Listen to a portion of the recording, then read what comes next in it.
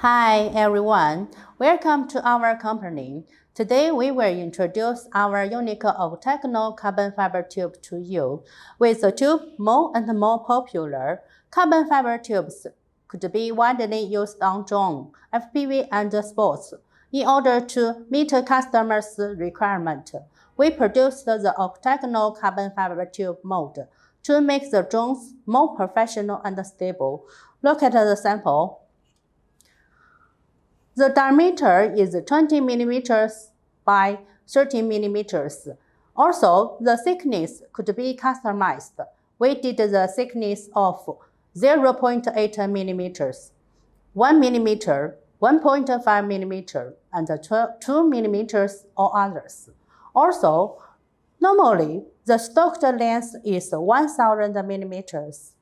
It could be cut at different lengths without extra charge. Meantime, we could drill the holes and slots on the tube. Here is a sample. This is holes. When using the octagonal carbon fiber tube, it needs the clamp to fix and screw it. Here is our unique clamps for your reference. Here